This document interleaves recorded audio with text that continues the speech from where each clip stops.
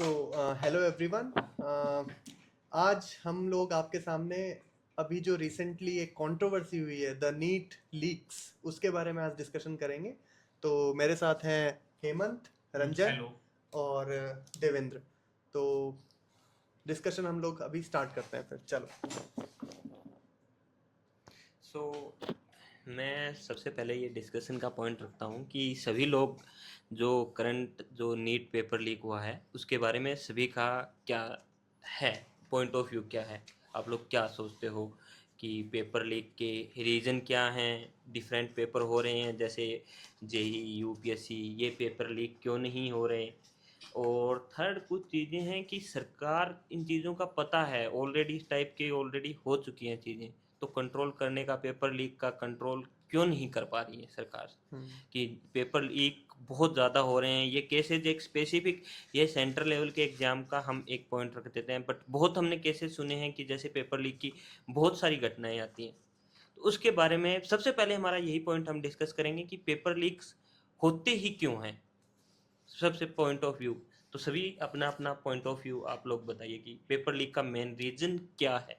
अ, देखो यार, जहाँ तक नीट एग्ज़ाम पर्टिकुलरली अगर हम नीट एग्ज़ाम की बात करें तो मेरे को ऐसा लगता है कि आज के टाइम में ना लोगों को डॉक्टर बनाना वो उनके स्टेटस सिंबल से जुड़ गया है वो चीज़। क्योंकि एक टाइम पे 90s में 2000s में उस टाइम पे क्या था कि इंजीनियरिंग का बूम बहुत ज़्यादा था।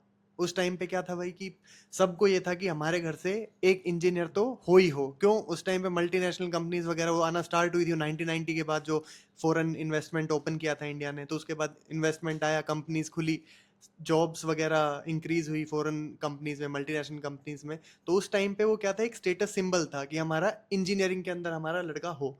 आज के टाइम में मेरे को ऐसा फील होता है कि सेम जो चीज़ उस टाइम पे इंजीनियरिंग के साथ हुई थी वो आज के टाइम पे मेडिकल फील्ड के अंदर हो रही है। लोगों के पास असेट्स नहीं होते हैं, मतलब कि जिसको बोलते हैं कि बिल्कुल मिडिल क्लास आदमी, उसके पास अफोर्ड करने के लिए पैसा नहीं है, बट अगर उसको लगता है कि भाई उसका बच्चा इंटेलिजेंट है तो वो कुछ भी करके या तो उसको कोचिंग दिलाएगा या फिर बहुत ही जो एक्सपेंसिव अपने मेडिकल कॉलेजेस प्राइवेट होते हैं, अगर उसका गवर्नमेंट में नहीं हो पाता है तो वो लोन लेके लोन भरता रहेगा, लेकिन उसको डालेगा किस में, प्राइवेट मेडिकल कॉलेज में, क्योंकि सबको ये है कि लड़का डॉक्टर बने। तो मुझे ऐसा लगता है कि आज के टाइम पे बहुत ही ज़्यादा इस चीज़ का इम्पैक्ट है। Okay, good point. कि हाँ, ये करंट टाइम में देखा गया है कि लास्ट के 5-6 ईयर में कि जो मेडिकल इसमें नीट में ग्रोथ, स्टूडेंट्स की बहुत रैपिडली ग्रोथ हो रही है। हम्म। आई थिंक 2017-18 में ये था कि जेई के स्टूडेंट्स बहुत ज़्यादा थे हाँ कंपेयर टू नीट। बट अब करंट में क्या हो गया कि नीट की जो ग्रोथ है ना, आई थिंक एक्सपोनेंशियल ग्रोथ हो रही है। हाँ, अब ओके। 2013-14 का मैं डेटा देख रहा था तो उस टाइम पे 12-13 लाख लोग अपेयर होते थे नीट के लिए, 12-13 ही लाख लोग अपेयर होते थे जेई के लिए। आज के टाइम पे जेई के लिए तो सेम नंबर ऑफ स्टूडेंट्स है, मतलब थोड़ा बहुत इंक्रीज हुआ होगा, 15 तक पहुंच गया होगा। लेकिन नीट का उसी जगह पे आज के टाइम में 22 से 25 23 लेवल। लाख इतने लोग अपेयर हो रहे हैं, तो मतलब कुछ ना कुछ तो हुआ है चेंज अभी। ओके, मैं हेमंत आपका। हाँ जैसे कि मैं इस पे बोलना चाहूँगा, जैसे मोहित भैया ने बताया कि जो भी नंबर ऑफ कैंडिडेट है वो बढ़े हुए हैं। तो इसमें ये भी एक चीज़ है कि जैसे आपने बोला कि इस पे क्या पॉइंट है क्वेश्चंस लिख के, तो मेरे को लगता है कि जो पेरेंट्स हैं या नंबर ऑफ, जैसे हम देखें कैंडिडेट 22 लाख हो रहे हैं, लेकिन अगर मेडिकल सीट का देखा जाए गवर्नमेंट, और 50 to 60 थाउजेंड हो रहा है। लेकिन गवर्नमेंट मेडिकल कॉलेज में सीट मिलना, एक मेडिकल और एक गवर्नमेंट जॉब मिलना, वो दोनों इक्विवेलेंट है। ऐसा लगता है कि जैसे हमें अगर मेडिकल कॉलेज में सीट मिल गई गवर्नमेंट की, गवर्नमेंट मेडिकल कॉलेज में हमें एमबीबीएस की सीट मिल गई, तो वो एज इक्विवेलेंट है किसके, एक गवर्नमेंट जॉब के बराबर। सो ये जो लीक हो रहे हैं, तो इसमें जो भी पेरेंट्स हैं, मतलब मैक्सिमम अमाउंट तक मनी दे रहे हैं अगर, और जो भी लीक करने वाले माफिया हैं, चाहे जो भी इनके कंट्रोल में है, वो अट्रैक्टिव ये मनी से देख के हो रहे हैं, अट्रैक्ट हो रहे हैं। सो वो इनमें लूप होल निकाल रहे हैं और पेपर लीक कर रहे हैं, ऐसा। ओके देवेंद्र, फिर आप बताओ कि आपका क्या सोचना है पेपर लीक्स के रीजन के बारे में, क्या अ, होते हैं। दोनों जो पॉइंट बोले हैं मोहित और हेमंत ने, मैं उनसे सेटिस्फाई भी करता हूं, बट मेरा पॉइंट ऑफ व्यू एक ये भी है कि आजकल सब लोग स्टेबल होना चाहते हैं, कोई भी नहीं चाहता कि मैं एक सर्टेन एज के बाद मैं हमेशा मेरी लाइफ में स्ट्रगल करता रहूं, मैं ये चीज़ ट्राई करूं, मैं वो चीज़ ट्राई करूं। सब लोग सोचते हैं कि बस मैं 25 तक आते सब मेरा सेटल हो जाए, ठीक है। तो सब पेरेंट्स भी यही सोचते हैं और वो ही अपने बच्चों पर भी अप्लाई कर रहे हैं। उनका होता है कि अगर हमारा स्टूडेंट नीट में सेलेक्ट हो जाता है तो उसको कोई ना कोई गवर्नमेंट जॉब, कोई ना कोई गवर्नमेंट इंस्टीट्यूट मिल जाएगा, उसके बाद वो कुछ अच्छा डिसेंट अमाउंट पर मंथ कमा लेगा। तो वो चाहते हैं कि मैं मेरे बच्चे को स्टेबल कर दूं बस, ठीक है, ताकि उसे आगे जाके कुछ, अगर वो कुछ फैक्ट्री लगाना चाहता है मान लो, तो उसको बहुत सारी चीज़ें दिक्कतें आने वाली है कि मुझे ये एस्टेब्लिश लाना है, मुझे रॉ मटेरियल कहाँ से लाना है, मुझे वो सब चीज़ें उसको देखनी पड़ेगी। बट स्टेबिलिटी के चक्कर में सब लोग सोचते हैं कि अपने बच्चों को मैं सेटल कर दूं, तो इसके लिए वो कहीं से भी जुगाड़ तिगाड़ लगा के पेपर निकालते हैं, पेपर लीक करवाते हैं और अपने बच्चों को देते हैं। मुझे ऐसा लगता है। तो मतलब तुम्हारे हिसाब से जो ड्राइविंग फोर्स है कि जो पेपर लीक्स होते हैं वो मेनली पेरेंट्स हैं जो कि बहुत ज़्यादा ओवर मोटिवेटेड हैं इस चीज़ के लिए कि अपने बच्चों को हम सेटल करें, ऐसा बोल रहे हो हाँ, मुझे लगता है ये भी एक मेजर पॉइंट है इस चीज़ के लिए। क्या? ओके। ओके, तो हमारे में मतलब 3 स्पेसिफिकली पॉइंट आए हैं अब हमारे डिस्कशन से। First one is status symbol कि हमारा बच्चा जॉब मिल रहा है। Second one is something like job security कि नीट को ऐसे माना जा रहा है कि ये एक जॉब टाइप में है कि गवर्नमेंट जॉब है, ये सिक्योर कर रहा है। और कि हाँ, एक बार कि इसमें फील्ड में चला गया हमारा बच्चा फुली स्टेबल है। इसका मतलब एक डॉक्टर लाइन को इतना स्टेबल क्यों माना जा रहा है? Is it due to some medical infra नहीं, देखो लैकिंग? उसका उसका रीज़न मैं बताता हूँ। कहीं पे भी जब सप्लाई कम होती है और डिमांड बहुत ज़्यादा होती है ना, तो उस चीज़ की वैल्यू खुद बढ़ती है। बात समझ रहे हो तुम? इंडिया के अंदर आज के टाइम पे पॉपुलेशन अपनी कितनी है? 150 करोड़ के आसपास है ना? और हर साल एमबीबीएस की जो सीट्स फिल होती हैं वो अराउंड होती हैं 50 से 60 हज़ार। ये मैक्सिमम मतलब एक नंबर है।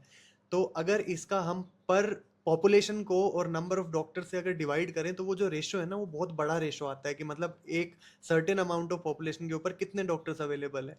इस वजह से क्या है कि डॉक्टर मतलब मेडिकल फील्ड जो है वो ऑलमोस्ट सर्टेन है कि अगर तुम उस फील्ड में तुमने प्रोग्रेस किया, तुम्हारे पास एक क्लिनिक है खुद का, तो तुम्हारे पास लोग आएंगे ही आएंगे, क्योंकि अभी जो सप्लाई है वो बहुत ज़्यादा कम है। बात समझ रहे हो?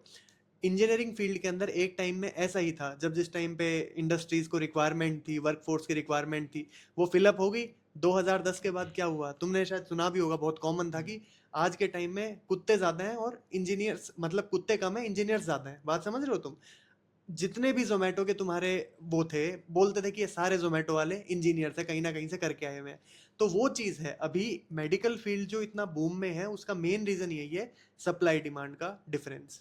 एक बार वो फुलफिल हुआ, मुझे लगता है कि ये भी जैसे इंजीनियरिंग का डेप्रिशिएट हुआ है ट्रेंड, वैसे मेडिकल का भी होगा, लेकिन ये टाइम लेगा, क्योंकि मेडिकल इंफ्रास्ट्रक्चर डेवलप करने के अंदर बहुत टाइम लगता है। जैसे रिसेंटली मैंने सुना था कि हरियाणा, जैसे मेरा स्टेट है, उसमें ये आया था कि हर डिस्ट्रिक्ट में एक मेडिकल कॉलेज होना चाहिए, बट ग्राउंड पे देखो हार्डली 5 से 6 होंगे।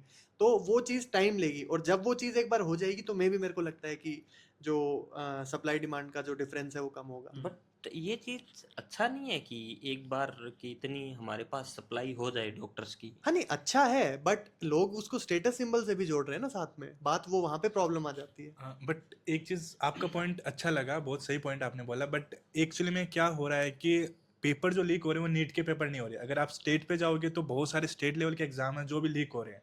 तो आप उनके बारे में, जैसे पटवार का आप एग्जाम ले लो, हाँ आप रीट का एग्जाम ले लो, ठीक है। एग्जाम लेवल छोटा है लेकिन वो भी बहुत सर्टेन अमाउंट पे लीक हो रहे हैं, उनमें भी बहुत सारे ऐसे केसेस आ रहे हैं, तो हाँ, उनका देखो आप क्या बोलोगे? उसके लिए मैं जस्टिफिकेशन, मतलब मैं जस्टिफाई नहीं कर रहा हूँ, बट मैं अपना पॉइंट क्लियर कर रहा हूँ कि अभी मैं ओनली नीट पर्सपेक्टिव से बात कर रहा था। अगर हम वैसे एग्जाम्स देखें कि जो ये पटवार का एग्जाम है या फिर और जितने भी गवर्नमेंट उसके एग्जाम है, तो देखो इंडियन सोसाइटी के अंदर ये कोई भी डिसएग्री नहीं कर सकता कि गवर्नमेंट जॉब में अगर कोई है तो वो भाई उसको ऐसा समझते हैं कि काइंड ऑफ बहुत ही बड़ा अचीवमेंट है उसकी लाइफ में, ठीक है। क्योंकि गवर्नमेंट जॉब में, गवर्नमेंट जॉब्स भी कम है, पॉपुलेशन के हिसाब से गवर्नमेंट जॉब का रेशो निकालोगे तो वो भी तो बहुत ज्यादा हाई आएगा ना, कि भाई कितने वो हैं गवर्नमेंट सर्वेंट्स और कितने लोग हैं। तो उस हिसाब से ये है कि गवर्नमेंट जॉब में होना भी एक बहुत बड़ी बात है। उस गवर्नमेंट जॉब को पाने के लिए ऑब्वियसली लोग जो हैं वो लगे हुए हैं।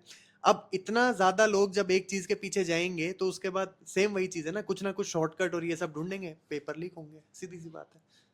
ओके, तो ये मुझे लग रहा है कि हमारी कंट्री का ये एक टाइप से इश्यू बन गया है हाँ कि गवर्नमेंट जॉब को इतना इम्पोर्टेंस हो गया है, तो एग्जैक्टली वो लेने के लिए लोग किसी भी हद तक जा सकते हैं। एग्जैक्टली मेन पॉइंट ये। हाँ तो इस चीज को फिर कैसे टैकल किया जाए? नहीं देखो यार मेरा ऐसा मानना है कि ना किसी भी कंट्री में कोई भी प्रॉब्लम हो मेरे को लगता है कि economy is the only solution.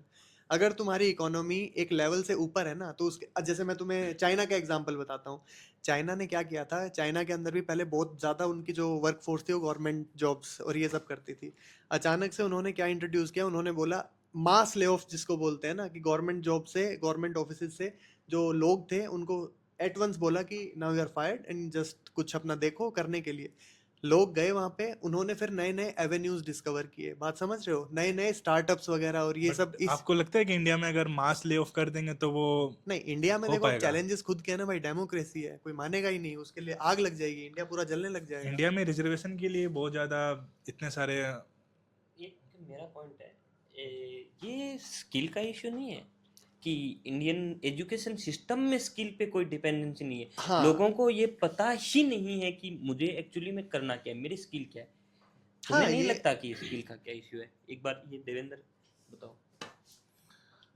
हाँ, सबसे बड़ा जो सवाल उठाया रंजन ने स्किल सेट का, बहुत सही सवाल उठाया। एक्चुअली में हमारे एजुकेशन को आप देखोगे कि कैसे हमारी एजुकेशन हो रही है, सिर्फ हमें क्या होता है कि जो फंडामेंटल जो चीज़ें हैं, थ्योरेटिकल जो चीज़ें वो हमें एक्सप्लेन कर देते हैं कि ये ऐसे लो है, ये ऐसे लो है, बट एक्चुअली में प्रैक्टिकल हम लोग बहुत ही कम जाते हैं।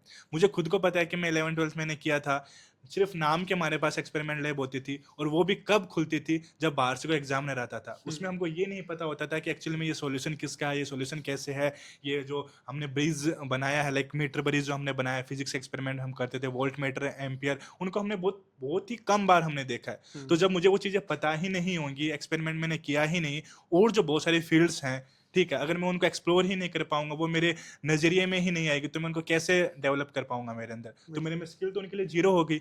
फाइनल जब मैं ग्रेजुएशन से पास आउट होऊंगा तो मेरे पास क्या ऑप्शन बचेंगे? गवर्नमेंट एग्जाम, उसके अलावा मेरे पास कोई ऑप्शन नहीं होगा। तो फिर बाय द वे फिर मुझे भी गवर्नमेंट एग्जाम की तरफ जाना पड़ेगा, तैयारी करनी पड़ेगी, और उसी पूरे माहौल में जाना पड़ेगा। हाँ, जैसा कि देवेंद्र भैया ने बताया कि हाँ स्किल जो भी हमारे कोर्सेस है वो स्किल्स ओरिएंटेड नहीं है, लेकिन अभी गवर्नमेंट थोड़ा इस पे ध्यान दे रही है, अभी जो वोकेशनल ट्रेनिंग कोर्सेज कर रही है। लेकिन प्रॉब्लम हमारी ये होती है ना, जैसे मतलब वो प्लान तो सही बनाते हैं, जो भी योजनाएं लाते हैं, लेकिन इम्प्लीमेंटेशन बहुत ज़रूरी है। गवर्नमेंट योजनाएं लाती है, जो भी प्लान बनाती है बहुत अच्छी बनाती है, लेकिन उसकी ग्राउंड लेवल पे इम्प्लीमेंटेशन अच्छी से नहीं हो देखो, सकती। गवर्नमेंट ने तो ये भी किया था कि 11th-12th क्लास के जब प्रैक्टिकल होंगे, मैं हाँ सिंपल बेसिक आपको बताता हूँ, 12th क्लास के तो बाहर से कोई एग्जामिनर आएगा, वो तुम्हारा एग्जाम लेगा और वो तुमको इसके हिसाब से तुम्हें मार्क्स देगा। बट एक्चुअली में क्या हो रहा है, उसको इम्प्लीमेंट उन्होंने कितना बुरा किया है कि सब रियलिटी में ऐसा होता है कि सब जो टीचर्स होते हैं वो स्टूडेंट से बोलते हैं कि तुम 500 रुपये फिर 1000 रुपये ले आना एक्सपेरिमेंट के, और हाँ वो उन चीज़ों को पैसे लेके जो एग्जामिनर आता है उनको दे देते हैं, और तुम्हारे अच्छे मार्क्स आ जाते हैं। रियलिटी में ऐसा सीन है। हाँ ये जैसे जो बहुत ही बड़े स्कूल चेन्स हैं, ठीक है, तो उसमें तो क्या था यार, उसमें हमें इवन वहां पे जाना भी नहीं होता था, समझ रहे हो तुम, ऑलरेडी वो डिमार्केट कर लेते थे कि भाई इस सेक्शन के अंदर ये स्टूडेंट्स हमारे बिल्कुल एकदम ब्राइट स्टूडेंट्स हैं, कि जैसे जिनसे एक्सपेक्टेशंस बहुत ज़्यादा होती हैं कि हाँ भाई ये स्कोर कर लेंगे, तो उनका एट वंस हर सब्जेक्ट में फुल मार्क्स चढ़ते थे, बात समझ रहे हो तुम। प्रैक्टिकल के अंदर वो स्टूडेंट अपीयर भी नहीं हुआ। अपीयर तो तब होगा ना जब एग्जामिनर आएगा यार, एग्जामिनर आता था उसको वहीं के वहीं ऑफिस में बैठाते, चाय पानी पिलाते थे और उसके बाद बस साइन करके और जस्ट डन। दूसरी बात ये भी है कि जैसे हमारे जो भी ह्यूमन रिसोर्सेज है, जैसे हमने कॉलेज में प्रोफेसर हैं वो हैं, तो नहीं पढ़ा रहे हैं तो हमारे जो ह्यूमन रिसोर्सेज है बेकार जा रही है ना, नहीं वो हो रही है, तो मतलब हम उस लिए किस लिए रखें कोई भी प्रोफेसर को या टीचर को कि वो बेसिक जो भी पढ़ाना है जैसे भी वो पढ़ाए। नहीं पढ़ाई उस अनुसार से हो रही है तो हमारी ह्यूमन रिसोर्स जो है उस पर पैसा इन्वेस्ट हो रहा है वो बेकार जा रही है। लेकिन अभी के गवर्नमेंट कॉलेज में देखोगे तुम, पढ़ाई नहीं होती है उतनी अच्छी जैसी चाहिए, जैसे कोर्स है उस हिसाब से, तो एक भी एक जो है बेरोजगारी, और फिर हमारा माइंड जो उस तरफ नहीं जाता है जिस कोर्स में हम हैं। ओके, तो हेमंत ने एक पॉइंट बोला कि मतलब गवर्नमेंट कॉलेजेस में भी आज के टाइम पे हम देखेंगे कि हाँ अच्छे प्रोफेसर हैं, सब कुछ है, वो पढ़ाना चाहते हैं, पर स्टूडेंट भी नहीं पढ़ना चाहते। हाँ एग्जैक्टली इसका भी यही रीजन हो गया ना कि डिग्री उनको चाहिए, डिग्री क्योंकि उनको चाहिए फिर गवर्नमेंट जॉब। पॉइंट फिर वहीं आ गया कि डिग्री होगी तब हम गवर्नमेंट जॉब। और एक मेरा सेकंड पॉइंट था कि हाँ, स्किल का इश्यू है, बट लोगों की थिंकिंग का में भी स्टूडेंट को पूछा भी नहीं जाता कि उसे करना क्या है। आपने बहुत से केसेस देखे होंगे, जैसे कि हम मोस्टली यूपीएससी में देखते हैं कि मोस्टली स्टूडेंट रहते हैं, इंजीनियरिंग स्टूडेंट रहते हैं, एमबीबीएस नीट के स्टूडेंट रहते हैं, बट एज यूपीएससी को उस टाइम माना जाता था कि जो हाँ आर्ट्स उसके आर्ट्स फील्ड से डोमेन के। रिलेटेड वो होंगे स्टूडेंट, वो यूपीएससी में जाएंगे, साइंस वाले इंजीनियरिंग और रिसर्च फील्ड में जाएंगे, और मेडिकल वाले मेडिकल लाइन में जाएंगे। बट नहीं, मेडिकल वाले भी घूम के यूपीएससी साइड आ रहे हैं, इंजीनियरिंग वाले भी घूम के। इसके बारे में क्या बोलोगे आप? उसका मुझे लगता है यार उसके मल्टीपल रीजंस हैं कि जैसे ना अब सबसे वही है ना कि कोई चेज करता है पैसे को, कोई चेज करता है पावर को। बात समझ रहे हो तुम?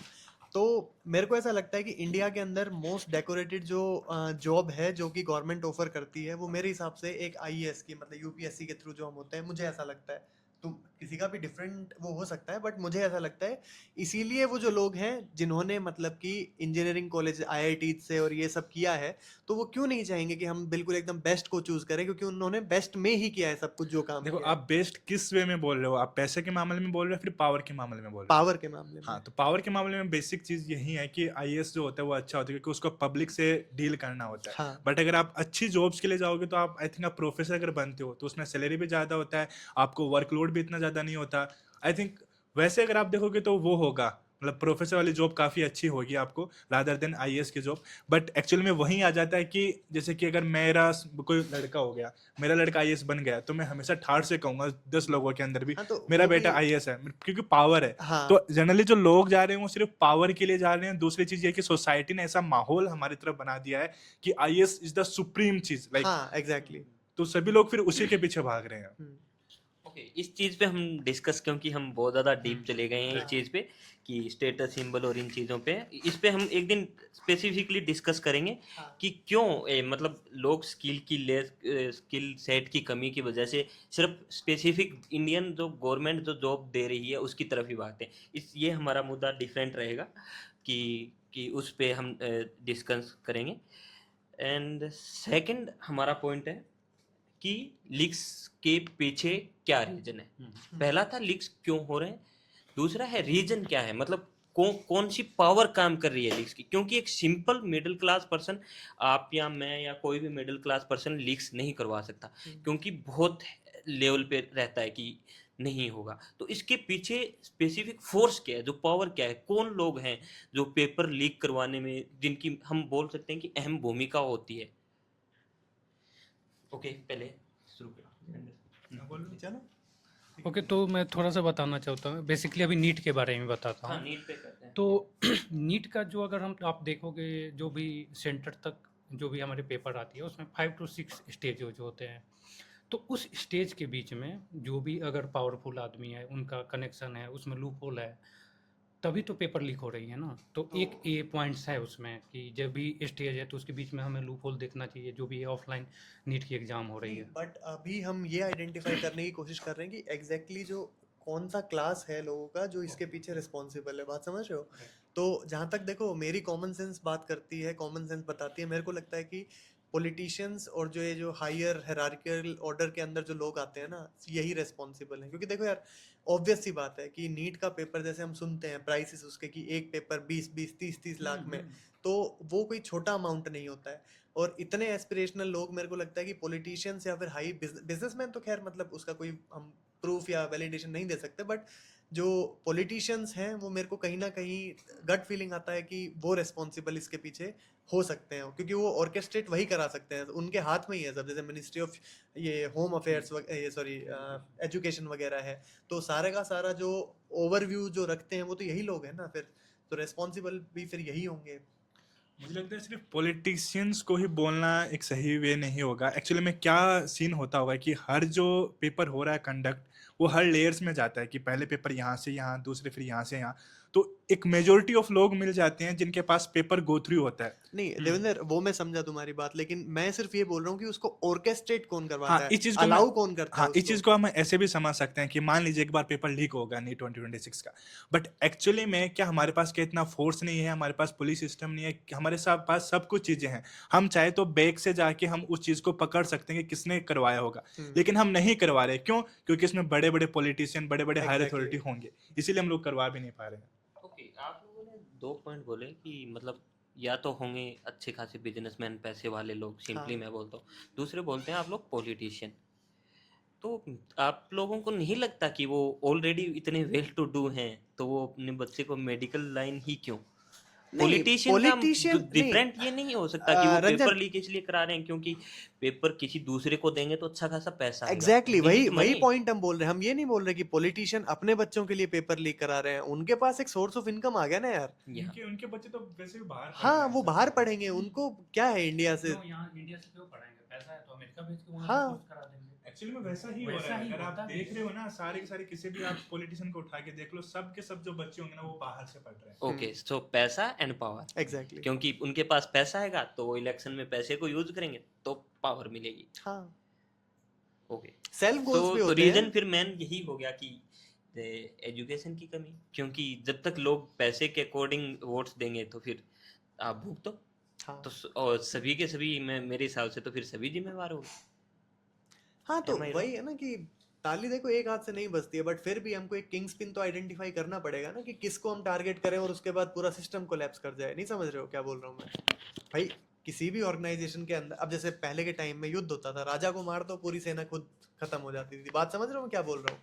तो ऐसे ही हमको एक आइडेंटिफाई करना पड़ेगा कि ये सोर्स कौन है। एक बार तुमने सोर्स को कैप्चर किया तो उससे रिलेटेड जितने भी लिंक्स हैं वो तो खुद डिरेल हो जाएंगे ना।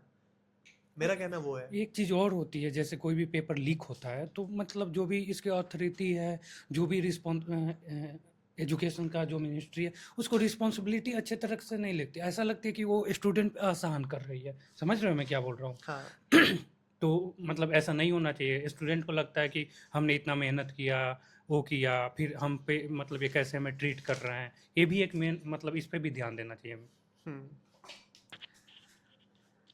ओके, तो हमारा ये था कि पेपर लीक के पीछे कौन रीजन है। हम्म तो अब मैं सेकंड समझना चाह रहा हूँ कि नीट का पेपर लीक ही क्यों हुआ। मतलब एक हमने चीज़ नोटिस की है कि जो मोस्टली लीक्स, मेरे हिसाब से 2 डिफरेंट चीज़ें हैं। मैं 2 पॉइंट्स रखता हूँ। एक होता है एग्जाम में चीटिंग, एक होता है लीक्स। हम्म लीक्स बहुत बड़ी चीज़ हो जाता है। हम्म तो नीट का पेपर लीक होना मतलब इसका मेन रीजन क्या हो जाता है कि कहाँ से लीक होता है? आपको नहीं लगता कि ये पेन पेपर और इसकी वजह से जो पेपर की जो एक हार्ड कॉपी के रूप में पेपर चलता है वो मेन रीजन है? इसके हाँ अकॉर्डिंग गवर्नमेंट को कुछ एक्शन नहीं लेना चाहिए? ये तो बिल्कुल सही बोला कि मतलब ना अब जैसे अगर हम ट्रेंड्स देखो को भी सीधी सी बात है कि अगर हार्ड कॉपी में अगर पेपर ले रहे हो तो बहुत सारी लेयर्स उनको जानना होगा। हाँ तो कोई ना कोई आपको ऐसा कैंडिडेट मिल जाएगा कि जो चाहेगा कि मैं इससे पैसा बना लूं, तो वहां से वो पेपर लीक करेगा, देगा, पैसा बनाएगा। लेकिन अगर हम इसी चीज को सीबीटी कर दें तो जो बीच में लेयर्स बनी वो सब पैसा आउट हो जाएंगे, मतलब हाँ कोई होगा ही नहीं उनके बीच में। सीधा स्टूडेंट के पास आएगा एग्जाम सेंटर पेपर, और जो हायर जो भी एग्जामिनेशन कंडक्ट करवा रही है एजेंसी उनके पास रहेगा। तो मुझे लग रहा है कि सीबीटी करवाना is the right option for this. हाँ और इसका अगर हम जैसे इंडिया के अंदर एग्जाम्स का ट्रेंड भी अगर देखें तो उसमें ऐसा है कि जो भी सीबीटी एग्जाम्स होते हैं तो उसके अंदर leak is never a issue, उसके अंदर फिर इशू आ जाता है चीटिंग का। समझ रहे हो ना? क्योंकि कंप्यूटर बेस्ड एग्जाम में तो तुमने टू एंड सिस्टम कर दिया भाई। ये स्टूडेंट यहाँ पे कंप्यूटर पे एग्जाम दे रहा है और ये यहाँ पे तुम्हारा सर्वर है वो रिसीव कर रहा है उनके रेस्पॉन्सेज, तो बीच में कोई मिडिल मैन नहीं रहा ना। मिडिल मैन जहाँ पे होंगे वहाँ पे धांधली होगी भाई। और सीबीटी एग्ज़ाम में एक चीज़ हमें और देखना होगा, मतलब कोई भी सेंटर को हम नहीं देंगे एग्ज़ाम, नहीं मतलब उनको सेंटर नहीं प्रोवाइड कराएंगे एग्ज़ाम होने के लिए, उसको हमें वेरीफाई करना होगा। क्योंकि वहाँ बहुत सारे ऐसे लोग होते हैं मतलब पैसा कमाने के लिए वहाँ भी लीक करा सकते हैं। ऐसा इशू देखा नहीं गया है। लीक नहीं, वो वो चीटिंग हाँ होगा। राइट, या वो चीटिंग। वो हाँ वो चीटिंग मतलब होगा। जो भी जैसे प्राइवेट, जैसे हमने भी एग्ज़ाम दिया है नेट का, तो उसमें भी ऐसा देखा गया है मतलब कि जैसे वो एग्ज़ाम ले रहे हैं तो वहाँ उतनी पूरा सुविधाएं नहीं आई है। थिंक मुझे लगता है कि पहले तो लीक को कंट्रोल करना होगा। पहले हमें लीक को कंट्रोल करना होगा। अगर हम पेपर लीक को पूरी तरीके से कंट्रोल कर पाते हैं, देन हम चीटिंग को भी वो हाँ करेंगे, चीटिंग को एग्जैक्टली। कैसे कम करेंगे। अभी इस बार शायद आप लोगों ने सुना होगा कि इस बार एग्जाम हो रहे थे तो कुछ गवर्नमेंट ने कुछ मेजर्स लिए थे, जैसे एनटीए ने कुछ मेजर्स लिए थे, जैसे कि कुछ बायोमेट्रिक, कुछ एआई कैमरा फेस डिटेक्शन। तो गवर्नमेंट ने मेजर लिए थे मेरे हिसाब से चीटिंग के लिए। चीटिंग को चीटिंग के लिए प्रिवेंट करने गवर्नमेंट के अच्छे लिए। मेजर ले रही है, हम हाँ उसको डिनाई नहीं कर रहे, बट लीक्स के लिए कोई डिनाई नहीं किया। अब सभी मेरे हिसाब से आप सभी लोगों ने एक डिस्कशन पे बात की कि सीबीटी बेस्ड मॉडल होना चाहिए, सीबीटी होना चाहिए। बट मैं अभी करंट में पढ़ रहा था कि ये तो 2024 सभी को थोड़ा आइडिया होगा कि 2024 में भी कुछ लीक्स के इन्फॉर्मेशन आए थे, वो फिर हाँ हाई कोर्ट तक वो बातें गई थी। उस टाइम पे भी ये चीज़ों का डिस्कशन हुआ था कि एग्जाम को सीबीटी करा जाए, बट वहाँ पे सबसे मेन इश्यू ये आ रहा था, कुछ चीज़ें थी। ये इश्यू आ रहा था हेल्थ मिनिस्ट्री और एनटीए के बीच में, दो कॉमन इश्यू आ रहे थे। हेल्थ मिनिस्ट्री क्या चाहती है कि हमें एक सिंगल शिफ्ट में पेपर कराना है, और दूसरा इश्यू आ रहा था कि नॉर्मलाइजेशन का इश्यू होगा अगर सीबीटी कराएंगे, क्योंकि इतने सेंटर्स नहीं है कि सीबीटी करवाएंगे तो डिफरेंट डिफरेंट शिफ्ट में होगा पेपर, और उसकी वजह से कि पेपर्स का नॉर्मलाइजेशन मेन इश्यू हो जाएगा। फर्स्ट पॉइंट है कि नीट का पेपर का स्केलिंग बहुत इश्यू है कि बहुत ज़्यादा स्टूडेंट पेपर देते हैं। दूसरा है कि जो नीट का एग्ज़ाम है ना, अगर हम जेई से कंपेयर करें तो नीट के एग्ज़ाम का जो बायोलॉजी पोर्शन है ना, वो बेस्ड और एनसीईआरटी का बहुत ज़्यादा रीजन होता है। जेई में आप कितना भी पेपर को कॉम्प्लिकेटेड बना सकते हो। तो सेकंड ये इश्यू आ रहा था कि इजी टू मेमोराइज थिंग्स थी। बट उससे फर्क क्या होगा? आई थिंक मुझे समझ नहीं आया कि इजी और हार्ड में क्या डिफरेंस होगा। मैं आपको एक बार पॉइंट बताता हूँ, आप उस पे ओके। अपने पॉइंट दें कि मैंने कुछ पॉइंट देखे थे कि क्या क्या रीजन थे कि क्यों नहीं करा रहे थे। पहला था कि एनसीईआरटी बेस्ड एग्जाम है तो इजी टू मेमोराइज होगा, बायोलॉजी के क्वेश्चन होंगे इजी रहेंगे। एंड दूसरा था कि स्केल बहुत बड़ा है तो सीबीटी कराना बहुत मुश्किल हो जा रहा था। और तीसरा था कि नॉर्मलाइजेशन कंट्रोवर्सी बन सकता है, जो यहाँ की राजस्थान में भी ये चीज़ें देखी गई है, नॉर्मलाइजेशन का इशू कि कुछ एग्जाम में नॉर्मलाइजेशन की वजह से इशू हुआ था। और इंफ्रा तो हाँ वो चीज़ें देखी जाएंगी। और सबसे मेन इशू था कि हेल्थ मिनिस्ट्री क्या चाहती थी, जो कि सबसे मेन इशू है कि हेल्थ मिनिस्ट्री चाहती है कि हमें एक सिंगल शिफ्ट में पेपर कराना है। हाँ वो वो खुद उस का चीज़ में कोर्ट्स और उनके चक्कर में नहीं पड़ना चाहती कि नॉर्मलाइजेशन ये हो गया ये, और किसी के साथ ऐसा नहीं होना चाहिए कि इसके साथ गलत हुआ है इसके साथ सही हुआ है। ये है मेन पॉइंट्स जो मैंने देखे थे कि आप लोगों में सही पॉइंट था कि सीबीटी आप करा सकते हो क्योंकि जेई ऑलरेडी सीबीटी बेस्ड करवा रहे हैं। तो इस पे अभी आप सभी लोग अपने पॉइंट्स बताओ, जो मैंने स्पेसिफिकली पॉइंट बताया कि इसको कैसे टैकल किया जाएगा। नहीं, सीबीटी एग्जाम अगर एक ही दिन में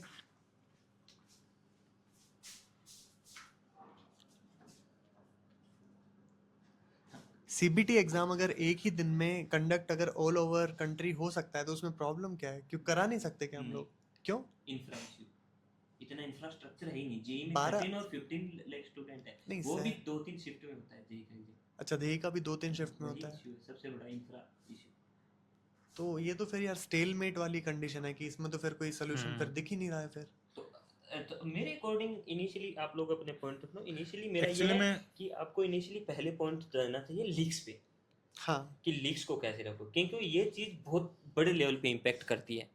उसके बाद ये चीज़ें कैसे टैकल करी जाए उसके बारे में गवर्नमेंट को सोचना चाहिए। ओके, अब ये आप लोग अपने पॉइंट्स बोलो, मेरा एक ही पॉइंट तो आपने जैसे बताया कि सीबीटी एग्ज़ाम ले रही है तो फिर उसमें नॉर्मलाइजेशन का इशू आ जाएगा, और क्योंकि डिफरेंट हाँ, शिफ्ट और में एग्जाम होंगे। हेल्थ मिनिस्ट्री मतलब को भी और मतलब उसके चक्कर में नहीं पड़ना चाहती। तो इसे मतलब हमें लगता है हमें लीक्स पे ज़्यादा ध्यान देना चाहिए जहाँ तक है। और ये चीज़ मतलब हो सकती है सही, ऐसा नहीं है कि हम ऐसा मतलब हर एक चीज़ के लिए हम रूल्स बनाते हैं, रेगुलेशन लाते हैं, ज़्यादा से ज़्यादा उसके लिए पनिशमेंट की सज़ा रखेंगे लोग हमेशा, क्योंकि एक बार ये नहीं है ना, इससे पिछली बार भी हो चुकी है चीज़ें। तो इसे मतलब रूल्स रेगुलेशन ला के जो भी इसके बीच में पड़ रहा है उसे ज़्यादा सजा देंगे, इस टाइप के हम रूल्स बना सकते हैं कि लोगों को ऐसा मतलब हो ही नहीं कि हम लीक करें, चाहे लीक की पॉसिबिलिटी हो। देखो मेरे को यार इसमें ना एक ऐसा लगता है कि ऑल्दो नॉर्मलाइजेशन का इशू है, ठीक है मानता हूँ, बट जो चाइना में तुमने गाँव गाँव एग्जाम के बारे में सुना होगा है ना, तो वो ठीक है मल्टी डेज चलता है, वो 1-2 दिन मतलब उसका टाइम स्पेन रहता है, बट वहाँ पे क्या है इस एग्जाम को एक ऐसा नेशनल इम्पोर्टेंस की चीज़ के टाइप में ना टैकल किया जाता है। तो क्या वो सीपीटी होता है वो एग्जाम भी? हाँ वो शायद सीबीटी। नहीं, वो पेन और पेपर होता है जो चलो आप ठीक है, गाँव वो गाँव पेन और में। पेपर है तो सोच के देखो, वो पेन और पेपर एग्जाम है, डिस्पाइट दैट उसमें आज तक कभी कोई लीक या ऐसा कोई चीटिंग के केसेस चीटिंग देखो के केसेस होते हैं, नॉर्मल है वो वो। स्टूडेंट हाँ, कर सकता है, बट लीक्स जो हैं वो नहीं हुए हैं, तो उसका मेन रीजन ये है कि वो उसको a concern of national interest assume करके और फिर उसको इम्प्लीमेंट करते हैं। उसका मैंने रिसेंटली अभी थोड़ा पढ़ा था तो उसमें मेरे को पता चला कि मिलिट्री ग्रेड हार्डवेयर जो होता है वो जैमर्स वगैरह, और उसके बाद सर्विलेंस जो तुम्हारे ड्रोन होते हैं वो सब मतलब चक्कर काट रहे हैं कि इन केस कोई मिसहैप या फिर कोई इस टाइप की चीज तो बट नहीं हो एक्चुअली रही है। मुझे ये लग रहा है ये भी चीटिंग को रोकने के लिए। ओके, देवेंद्र ने एक पॉइंट बोला था कि मतलब वो चीटिंग के मेजर्स हैं, बट आप नोटिस करने वाली बात है कि उन्होंने ऑलरेडी लीक्स को रोक रखा है, हाँ वो अब मेजर ले रहे हैं चीटिंग पे। तो हम्म हम पहले लीक्स को रोकने के बाद चीटिंग पे मेजर लेते जाएंगे। हमारा हाँ सबसे मेन कंसर्न है कि लीक को कैसे रोका जाए। बट मुझे एक बात बताओ कि शायद उन्होंने जब अपना एग्जाम स्टार्ट किया था, गाँव का वो आपने बताया, तो उस टाइम क्या कोई लीक का हुआ ही नहीं कोई इंसिडेंट, या फिर अगर हुआ तो उन लोगों ने कैसे उसको कंट्रोल किया होगा? देखो, मैंने अभी जो बोला कि मिलिट्री ग्रेड जो यूज करते हैं, कि सारा का सारा सिस्टम मिलिट्री ग्रेड है, उसका मतलब क्या है कि प्रिंटिंग प्रेस जो है हाईली सिक्योर्ड प्रिंटिंग प्रेस से जो एग्जाम पेपर आया वो प्रोटेक्टेड जो तुम्हारे व्हीकल्स होते हैं उससे एग्जाम सेंटर में जाएगा, ठीक है। उसके बाद फिर स्ट्रॉन्ग पनिशमेंट अगर कोई बीच में वो सब इम्प्लीमेंट करता है तो। बात समझ रहे हो तुम कि उसमें फिर कोई कोताही नहीं है भाई, क्योंकि ऑब्वियस सी बात है ना, मिलिट्री ग्रेड अगर तुम कुछ कर रहे हो और कोई तुमने मुद्दा ही नेशनल इंटरेस्ट का बना दिया कि अगर इसको कुछ प्रॉब्लम हुई तो हमारा सीधा का सीधा it is a point of guilt for the nation, तो वही बात है, इसीलिए वो इतना सिक्योरली कर लेते हैं चीजों को। जैसा कि आपने बताया कि इसको मिलिट्री ग्रेड की हम सिक्योरिटी जो भी है सिस्टम वो प्रोवाइड करते हैं चाइना के एग्ज़ाम में। तो आप ये सोच रहे हो कि चाइना इस एक अपने एग्ज़ाम को किस लेवल तक सोचता है? हाँ एग्जैक्टली मतलब उनका इंटरेस्ट है एग्ज़ाम में कि हमारा ये जो एग्ज़ाम है हमारे देश के फ्यूचर को डिफाइंड करेगा। हाँ समझ रहे हो? बिल्कुल, क्यों तो नहीं। ऐसा ही हमारे इंडिया में भी तो होना चाहिए ना। हाँ हमारे जैसे जैसे वोट का होता है तो ऐसा बोला जाता है वोट हमारा अधिकार है, वोट हमारा एक पर्व है। इसको मतलब वोट वाले दिन को एक पर्व की तरफ में बहुत सारा एडवर्टाइजमेंट के द्वारा दिखलाया जाता है। तो वैसे ही एक एग्ज़ाम को भी दिखाना चाहिए कि जो भी एग्ज़ाम इस बच्चे इसमें जा रहे हैं, एक ये हमारे फ्यूचर हैं, हमारे देश को आगे ले जाएंगे। तो इस पे हमें सोचना चाहिए जैसे चाइना अपने एग्ज़ाम के लिए लेके सोचता है। हाँ मेरा ये बिल्कुल। पॉइंट है इस पे। ओके, तो थोड़ा वीडियो लंबा जा रहा है क्योंकि हम बीच में कुछ चीज़ें थोड़ा एक इधर छोटी उधर। सी चीज मैं बोलना चाहूंगा कि आपने एक पॉइंट और बोला था, स्केलिंग का इश्यू है कि जेई के जो स्टूडेंट है वो काफी कम है रादर देन नीट के। मुझे एक इसका इश्यू लगता है कि जेई में आपके पास क्या रहते हैं, ऑप्शंस रहते हैं। आई थिंक 2 ईयर के उसमें रहते हैं कि आप 12th के बाद 2 ईयर तक आप दे सकते हो एग्जाम, बट नीट में ऐसा कोई लिमिट ही नहीं होता। ओ हाँ, ठीक है, तो उसमें क्या रहते हैं कि लोग, जैसे कि मैंने, अगर मैं 12th मैंने पास किया, मैंने 1 या 2 साल नीट की तैयारी किया, मेरा नहीं हुआ, तो मेरे पेरेंट्स क्या करेंगे, मुझे बीएससी वगैरह में एडमिशन दे देंगे। बट वो भी मैं एडमिशन उन्होंने ले लिया मैंने वहाँ पे, बट मैं कोचिंग में अभी भी जाता रहूंगा और मैं तैयारी करता रहूंगा नीट की। हो सकता है मेरी बीएससी भी पास हो जाए, फिर भी मैं नीट की तैयारी करता रहूंगा। तो मैं एक्चुअल में क्या कर रहा हूँ कि मैं जो 15-16 लाख थे उसी में जो 22 लाख तक जो कैंडिडेट पहुंचे, हो सकता है कि वो रिपीट वाले बच्चे ज्यादा हूँ। तो हाँ वो अगर तो इसमें भी होता है। एक लिमिट हम लोग कर दें कि आपके पास 3 ही ईयर्स होंगे या फिर 4 ईयर्स होंगे, तो आई थिंक जो स्टूडेंट अभी ज्यादा हो रखे हैं तो वो स्केलिंग इसको कंट्रोल किया जा सकता है। नहीं यार, बट ना मैं यहाँ पे थोड़ा सा डिफर करूंगा। तुम्हारा पॉइंट बिल्कुल ठीक है कि हम उनका नंबर ऑफ स्टूडेंट्स जो अपीयर हो रहे हैं उसको डेफिनेटली कम कर सकते हैं, बट मुझे ऐसा लगता है कि एक कंट्री को ना एवर रेडी रहना चाहिए यार, कि मतलब उसमें फिर ऐसा नहीं होना चाहिए कि तुम्हारे पास 5 लाख स्टूडेंट्स आ जाएं तो तुम्हारा सिस्टम ही कोलैप्स कर हाँ जाए। वो तो तो आई थिंक कि ऑब्वियस प्लानिंग हाँ ऐसे ही ये होती है ना। पॉइंट अच्छा था। एक ये पॉइंट अच्छा था कि आप एटलीस्ट लिमिट लगाओ कि 12th के बाद 3 ईयर तक आप या 4 ईयर तक आप लिमिट रखो। ये पॉइंट अच्छा था कि आप कुछ लिमिट लगाओ, क्योंकि बच्चे दिए जा रहे हैं दिए जा रहे हैं, ये तो कोई फिर पॉइंट नहीं होता कि दूसरी डिग्री चल रही है फिर भी दिए जा रहे आई हैं। थिंक फिर इससे क्या होगा कि बच्चा भी मेंटली हमेशा सोचता रहेगा कि मुझे नीट करना है, नीट करना है। और मान लो कि अगर उसका नीट नहीं निकला तो वो क्या करेगा, वो अपने पेरेंट्स के पास जाएगा, पेरेंट्स क्या करेंगे, इधर उधर से जुगाड़ लगाएंगे। तो कहीं ना कहीं पॉइंट ऑफ व्यू वो भी बन जाएगा कि बच्चे से नहीं निकल रहा है तो हम लोग इधर से लेके आए पैसे से, पेपर वेपर लीक का थोड़ा इश्यू बन सकता है फिर वो भी। हाँ फ्लो थोड़ा खराब हो गया यार, वो इधर से कोई बात नहीं। हाँ वो तो कोई दिक्कत नहीं। ओके, तो चलो अभी थोड़ा वीडियो लंबा हो जा रहा है, हम अब सबसे मेन डिस्कशन पॉइंट पे हम बात करते हैं कि सबसे इम्पोर्टेंट, सबने हमने रीजंस देख लिए, किसी के बारे में डिस्कशन कर लिया कि कौन पीछे कौन कितने, और आज के टाइम पे ये मुद्दा भी बन गया नेशनल का कि सभी ये वाला डिस्कशन कर रहे हैं कि रोका जाए, ये कुछ करा जाए, तुम ये कर रहे हो, बट कोई भी मतलब स्टूडेंट के पर्सपेक्टिव से नहीं देख रहा हाँ बिल्कुल। कि स्टूडेंट के साथ क्या हो रहा है, इस चीज़ का कितना बैड इम्पैक्ट पड़ रहा है। हाँ, आपने बोला कि हम इस बार सीबीटी करा देंगे 2027 में, गवर्नमेंट ने बोल दिया कि हम सीबीटी कराएंगे, बट किसी ने, आई थिंक किसी ने स्टूडेंट के पर्सपेक्टिव से सोचा ही नहीं। हम्म अब आप सभी लोग, हम सभी लोग ही स्टूडेंट हैं। आप सभी अपना एक पर्सपेक्टिव बताओ कि एज ए आप जब कोई भी चीज़ प्रिपेयर करते हो तो अगर कोई पेपर मान लो लीक हो जाए, मैं एक स्पेसिफिक नीट की बात नहीं कर रहा कि कोई भी पेपर आप जिसकी प्रिपेयर कर रहे हो, तो आपको उस टाइम पे कैसा फील होता है कि कैसे आप एक ठगा सा महसूस नहीं करता इंसान? देखो, बात बिल्कुल जस्टिफाइड है, ये तो ऑब्वियस सी बात है, क्योंकि मैंने एक नीट एस्पिरेंट को ना प्रिपेयर करते हुए देखा है। मेरा खुद का भाई है, तो उसने तैयारी की है और वो एमबीबीएस भी किया है उसने, तो मैंने देखा है। तो उसमें बहुत हार्ड वर्क और एफर्ट लगता है, और कंटिन्यूस हार्ड वर्क होता है अराउंड 1 साल का। मतलब अगर कोई डेडिकेटेड 11th-12th के बाद कोई करता है, तो वो 1 साल का पीरियड ऐसा होता है जिसके अंदर आपको कंटिन्यूसली पढ़ना होता है। फिर उसमें ये नहीं है कि आप ब्रेक ले लो या वो कर लो, कुछ भी कर लो, ठीक है। तो अभी जो लीक हुआ, तो उसमें ठीक है, जो लोग दोषी थे उनको, उनके साथ जो भी उनको पनिशमेंट मिली वो ठीक है, बट मैं सिंपथाइज उनके साथ करता हूँ यार।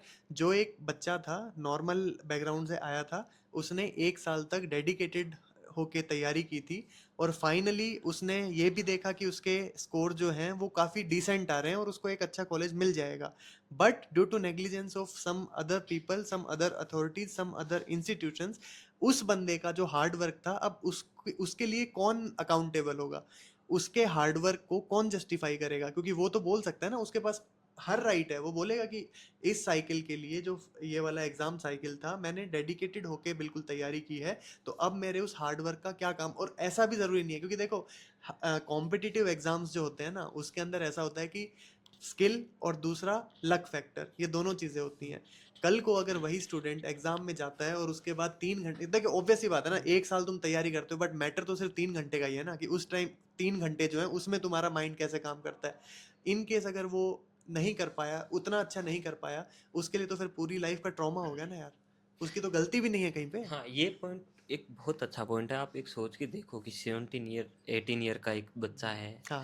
वो एक चलो एग्जाम हो गया, फिर भी उसको गवर्नमेंट की तरफ इतना विश्वास नहीं हो रहा, गवर्नमेंट इतना विश्वास दिला नहीं पा रही है एक 17 ईयर स्टूडेंट को कि हाँ हमसे गलती हुई है, इस बार हम गलती को स्वीकार करते हैं।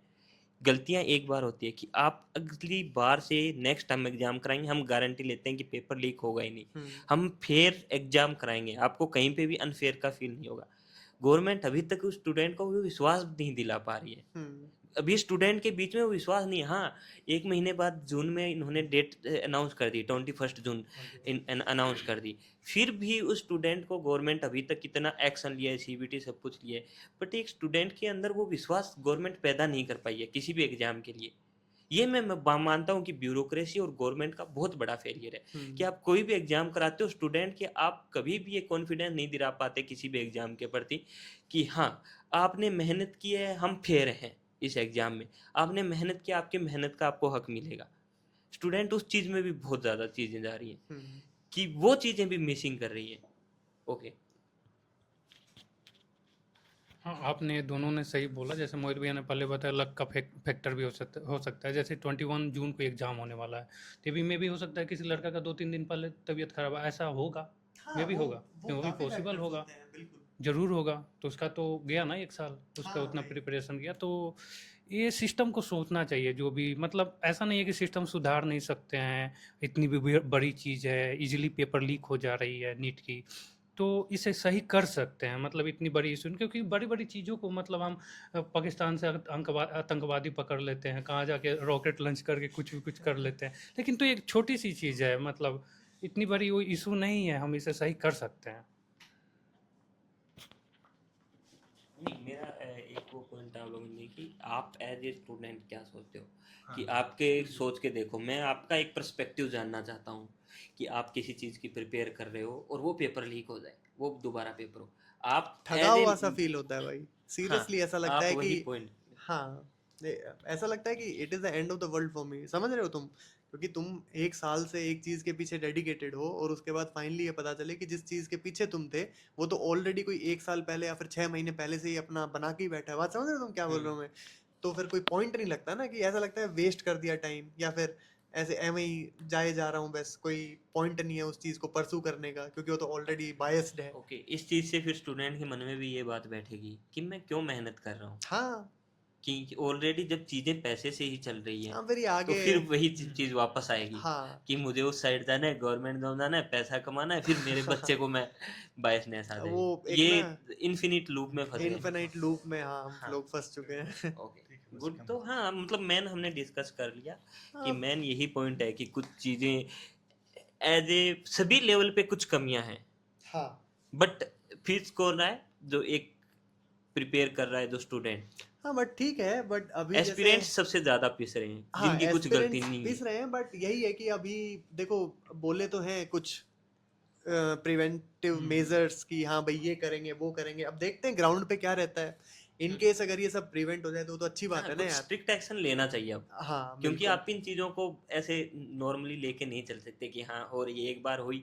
और सेकंड मेरा पॉइंट है कि आप वेट मत कीजिए कि ये होगा तब हम ये एक्शन लेंगे। हाँ आपको पता है कि ये चीजें हो रही हैं, आपको कुछ हद तक पता है कि यहाँ पे ये चीजें हो रही हैं, आप उसी टाइम एक्शन लीजिए। आप उस चीज को वेट मत कीजिए कि इतना बड़ा होगा तब हम जाके एक्शन लेंगे। बहुत सी चीजों में आप छोटी सी चीजों में एक्शन लेते हो ना, तो वो उस चीज का वेट मत करो, तो आप उसी टाइम लो। ओके तो सो थैंक यू सभी के कुछ पॉइंट्स पे कुछ डिस्कस किया कुछ। 21 जून को होने वाले रीनीट एग्जाम हाँ स्टूडेंट आप को सभी ऑल द को बेस्ट। All the best. थोड़ा इन चीज़ों पे ज़्यादा ना ध्यान दें, क्योंकि आप अपनी मेहनत है, हम मानते हैं कि सभी के साथ थोड़ा बहुत होता है, बट अगर आप अपनी मेहनत के प्रति सच्चे रहोगे तो मुझे नहीं लगता कि आपको कुछ कोई रोकने वाला है। रुको तो नहीं हाँ एक बार बीच में अलग अलग आएंगी समस्याएं आएंगी, बट आप अपनी मेहनत के प्रति सच्चे रहोगे तो आप कभी फेल नहीं होगे। लाइफ में सक्सेस पक्का आपको मिलेगी। Okay thank you. All the best guys. Okay all the best, thank you.